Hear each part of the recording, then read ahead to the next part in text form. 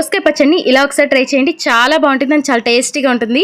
ముందుగా స్టవ్ మీద బండి పెట్టి 3 టేబుల్ స్పూన్ దాకా పల్లీలను వేసుకొని లో ఫ్లేమ్లో దోరగా వేయించుకొని వీటిని పక్కకు తీసుకొని పూర్తిగా చల్లారనివ్వండి. అదే బండిలో 1 టేబుల్ స్పూన్ దాకా ఆయిల్ వేసుకొని మీ మంటకి సరిపడన్ని పచ్చిమిరపకాయలు, 2 పండు టమాటాలను వేసుకొని కొంచెం సాల్ట్ వేసుకొని టమాటాలు సాఫ్ట్గా అయ్యేదాకా ఫ్రై చేసుకున్న తర్వాత అందులోనే 1 ఇంచు చింతపండును కూడా వేసేసుకొని మొత్తం మిక్స్ చేసేసి గ్యాస్ ఆఫ్ చేసి వీటిని కూడా ప్లేట్లో తీసుకొని వీటిని కూడా పూర్తిగా చల్లారనివ్వండి.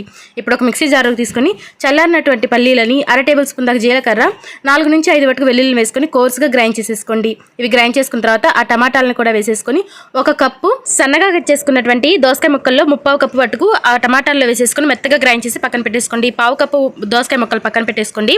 అదే బండిలో 1 టేబుల్ స్పూన్ దాకా ఆయిల్, 1 టేబుల్ స్పూన్ దాకా పోపు దినుసులని, 2 ఎండుమిరపకాయలని, కొంచెం కరివేపాకుని, చిటికెడు ఇంగువని కూడా వేసేసుకొని సన్నగా కట్ చేసుకున్నటువంటి కొత్తిమీర కూడా వేసేసుకొని మొత్తం ఒకసారి బాగా ఫ్రై చేసుకున్న తర్వాత గ్యాస్ ఆఫ్ చేసి మనం గ్రైండ్ చేసుకున్నటువంటి పచ్చడి అలాగే మిగిలిన ముక్కల్ని కూడా వేసేసుకొని మిక్స్ చేస్తే సరిపోతుంది. అంతేనండి, దోసకాయ పచ్చడి రెడీ.